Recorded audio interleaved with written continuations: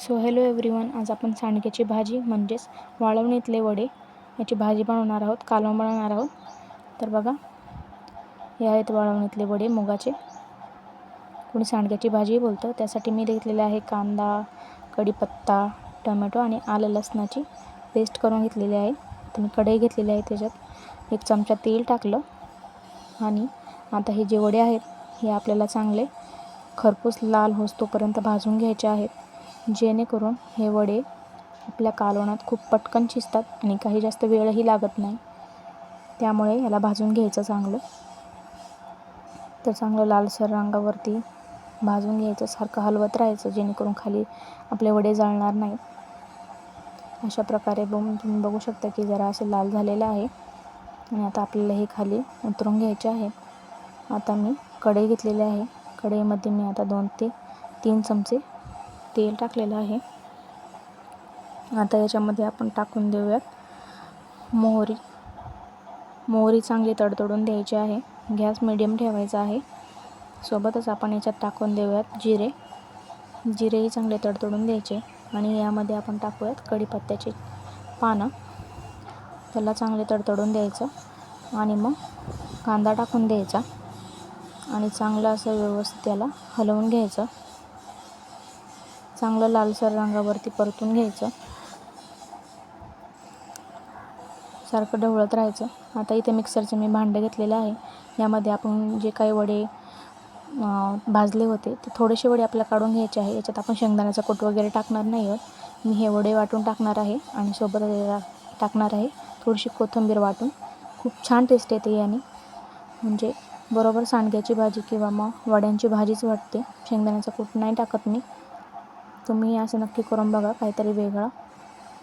तरी इथे कांदा आपला चांगला लालसर झालेला आहे आणि इथे बघा आपले वडे पण वाटून झालेले आहेत. पाणी घालून वाटायचं नाही आहे. आता मी इथे टाकलेलं आहे कढईमध्ये आलं आणि लसणाची बारीक ठेचा केलेला, तो याच्यात टाकून द्यायचा आणि चांगलं व्यवस्थित असं परतून घ्यायचं. त्याला पण थोडंसं शिजून द्यायचं, त्याची पण टेस्ट उतरली पाहिजे. आता यामध्ये आपण टाकून देऊयात टोमॅटोलाही चांगलं परतून घ्यायचं व्यवस्थित आणि आपण याच्यात टाकूयात आता चवीनुसार मीठ. तर इथे मी 2 चमचे मीठ टाकलेलं आहे. यालाही चांगलं व्यवस्थित हलवून घ्यायचं. टोमॅटोसोबत मीठ टाकलं की टोमॅटो पटकन गळतो. आता याच्यात मी टाकलेलं आहे 2 चमचे धना पावडर, सोबतच 1.5 चमचा टाकलेला आहे मी घरगुती मसाला आणि अर्धा चमचा हळद टाकलेली आहे. याला चांगलं व्यवस्थित असं हलवून घ्यायचं, चांगलं हलवून घ्यायचं. तुम्हाला वाटत असेल की मसाला आपला जळतोय तर थोडंसं पाणी शिंपडायचं, जेणेकरून आपला जो कोरडा मसाला आहे तो जळणार नाही. आता यामध्ये आपल्याला गरम पाणी टाकायचं आहे, जेणेकरून मसाल्यांची चव जात नाही.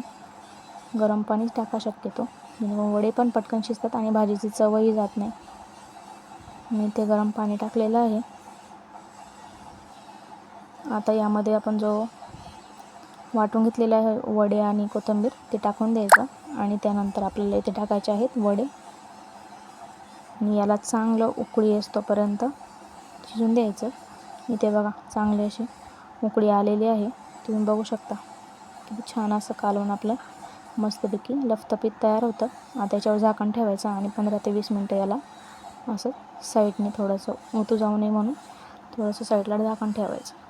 तर तुम्ही बघा 15 ते 20 मिनटानंतर आपलं इथं कालवण व्यवस्थित असं घट्टसर बनवून तयार आहे. खूप छान होते भाजी, तुम्हीही नक्की बनवून बघा. हे पहा किती छान दिसते आहे. रेसिपी आवडली असेल तर लाईक, शेअर आणि सबस्क्राईब नक्की करा. सो भेटूयात अशाच एका नवीन रेसिपीमध्ये. बाय.